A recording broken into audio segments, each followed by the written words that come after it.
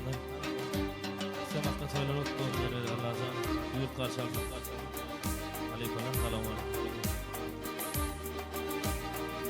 Ha, ha, ha.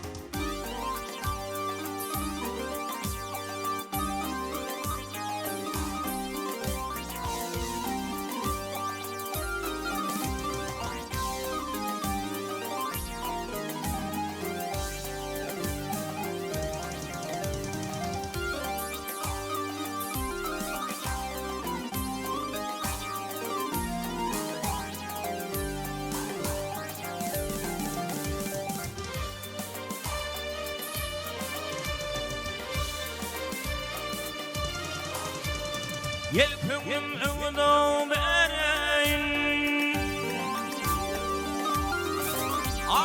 yelpüngüm öğüdü bereyin Lâne kan ayağımın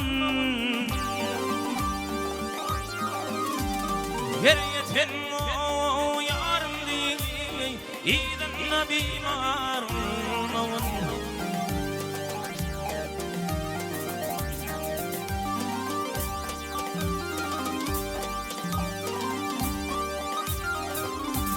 Öğütmenin yara değil şey Ahı ölüm gelir başa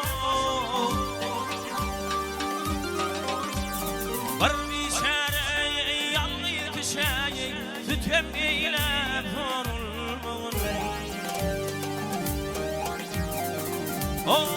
Bir şereye yanlı kişeye Tütem eyle sorulmağın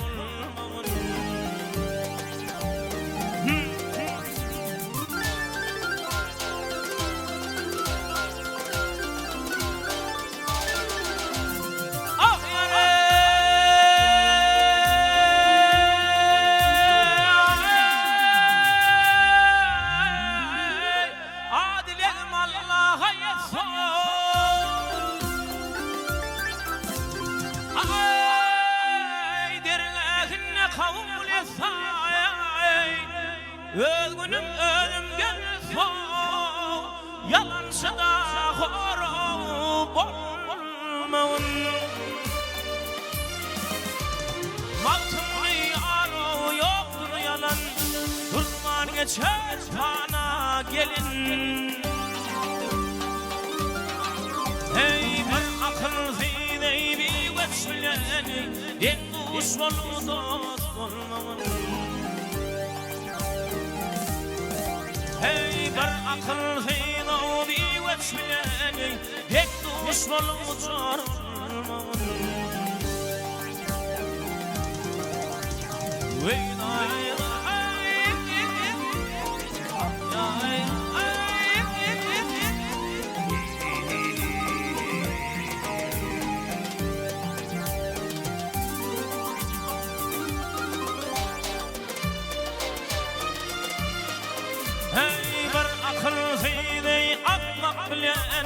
Bir akıl zeyni akmak bileni Yek düşmanı da zulmağın Yele